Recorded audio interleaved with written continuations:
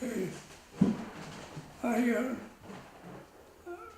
let's see, I continued on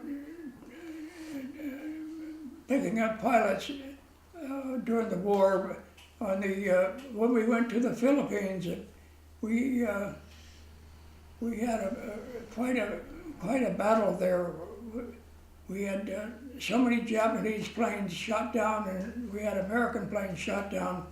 But this one particular night, they attacked it late in the afternoon on the Philippines, and they, for some reason, they got lost going back to our carriers.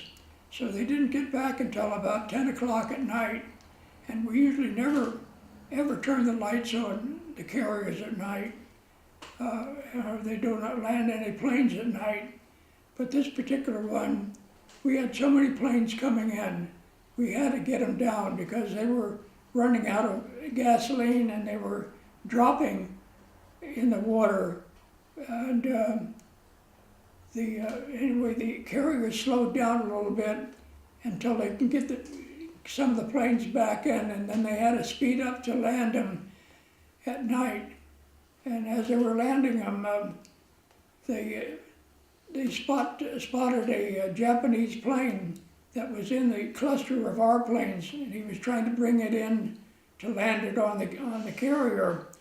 And the skipper heard that there was a plane, and he turned the lights out, and he says, "I can't have him land on me. He could destroy this carrier, or it could do damage." He says, "We have to shoot him out." So they turned the lights out, and of course they had radar, and they could identify it, and they shot it out of the sky, and they never did recover it because he still had more planes to land.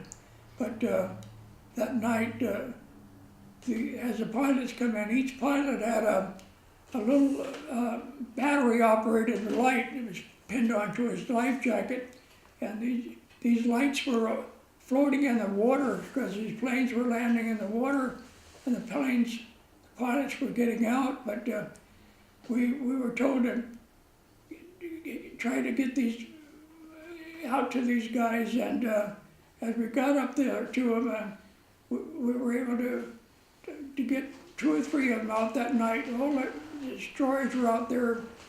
There must have been 12 destroyers searching the area, and wherever they seen these lights, they were picking up pilots that couldn't make it back to the carrier, or they were so badly damaged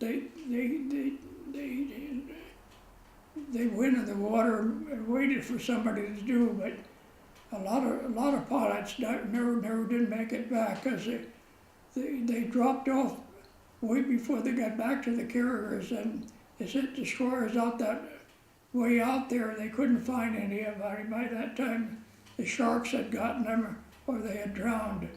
So it was really a sad day that day. But those pilots were really brave, and I don't think I'd ever want to be a pilot following that situation. I think I was doing enough dangerous job just going in the water, getting them. And I got a lot of pilots I brought back, and one thanked me, and he said, some of them had private pistols, and he says, "Take my pistol." He says, "It's yours." He says, "I'll never use that again." So I must have had about a half a dozen pistols, and I gave them to my friends aboard ship. And I never did keep one of them. One lieutenant wanted it, and he was a pretty good friend of mine, and said, yeah, I gave it to him, so I never did keep a 22. They were 45. Well, some of them were 38s. The private guns were 38s, and I guess it was given to them from their folks or something, because they weren't military guns, but they had to have a gun every time they flew out there. So that was something unusual. towards the end of the war, uh,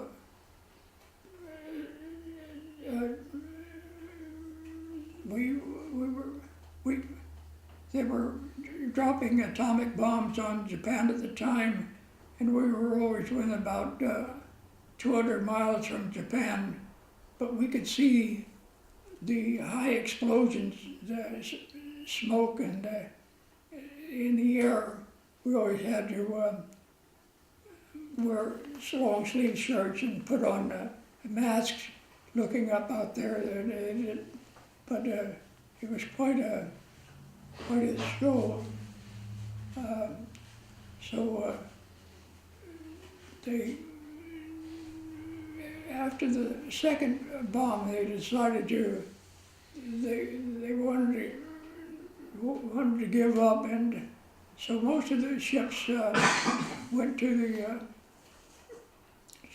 the surrendering party over there, where the Missouri and the West Virginia was back in service again. John, just forgive me again, before we skip to the surrender thing, which again we want to take a long time with that, can you take a few more minutes? Did I just hear you say that you saw from a distance an atomic weapon explosion?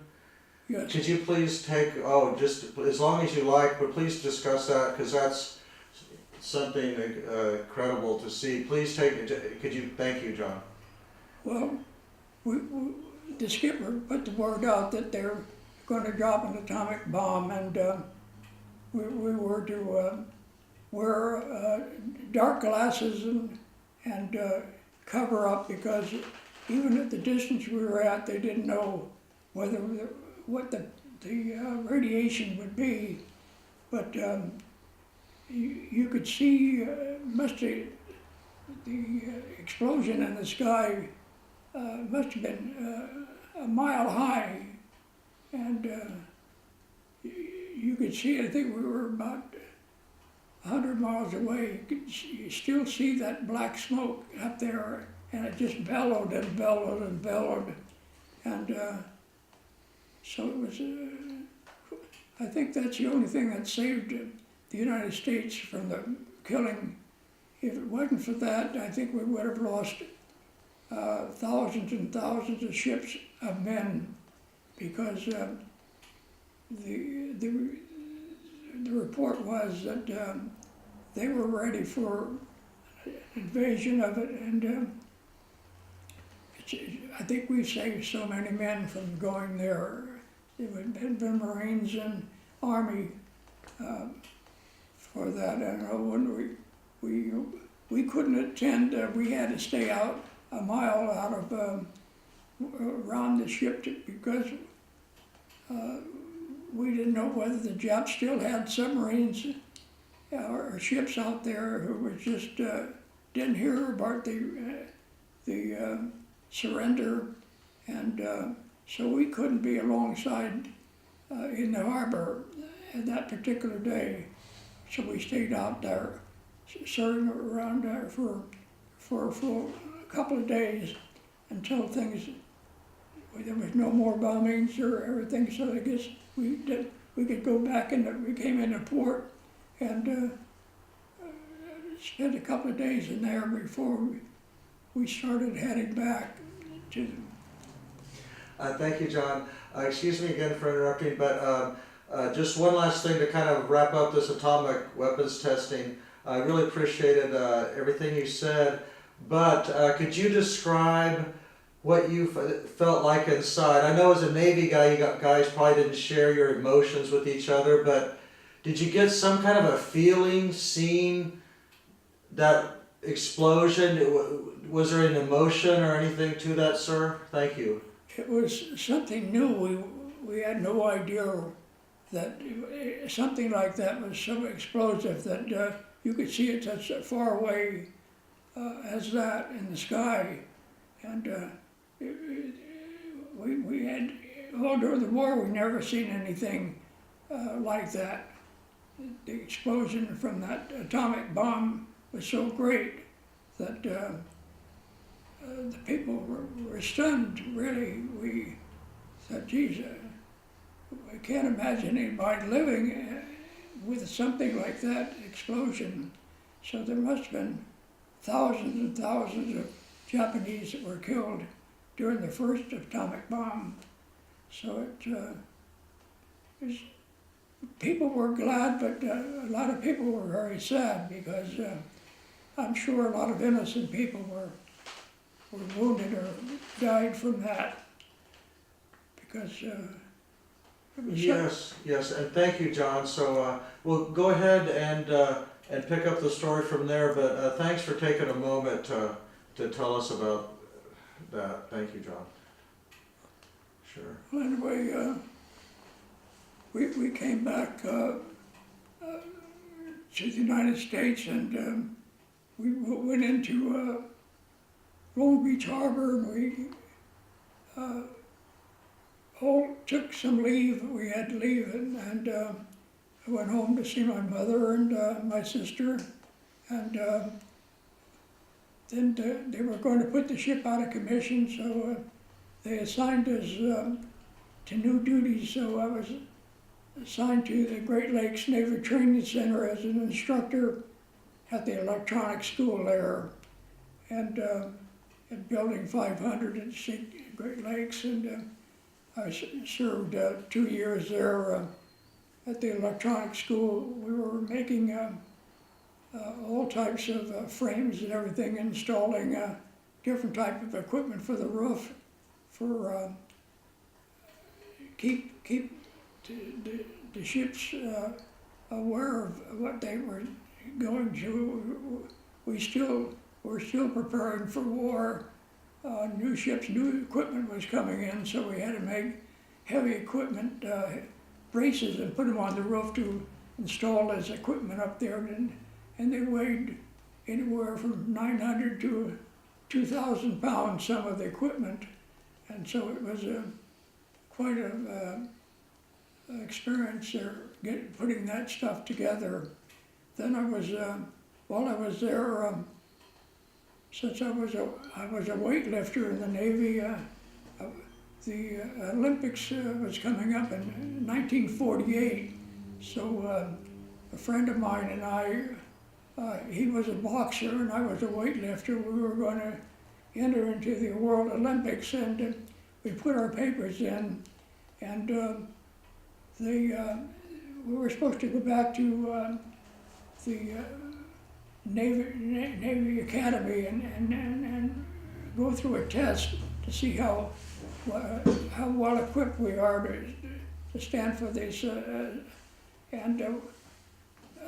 Then I guess during the time they reviewed our records, and they said the Navy could not send any men to the Olympics for this year. That people were being discharged out of the service, and the ones who were in were needed in the jobs we were at, so we could not attend the Olympics. So we just kind of felt bad about it, because I felt I had a good chance of winning in my weight class. I weighed 150 pounds, and I was lifting 500 pounds on a bench press, which was way exceeded my weight limit for me and my size. And I'm sure I would have won a medal in that, but there was a chance, and never had a chance after that. I was always preparing for that during the war, because I was always working out, and of course, working out on a destroyer, the ship is rolling all the time, and you're trying to push 200 pounds up. The weight was going this way and that way, and we were alongside the carriers all the time, and the guys were alongside looking at it, and they kept saying, "How much weight has he got there?" And then, 200 pounds. And then I was doing handstands on the railings up there, and just I could stand up there, and the ship could roll. So I could stay up there no matter how it rolled. So I had a bunch of guys on the ship back there that were working out with me, so I had a team of well-qualified people for weightlifting.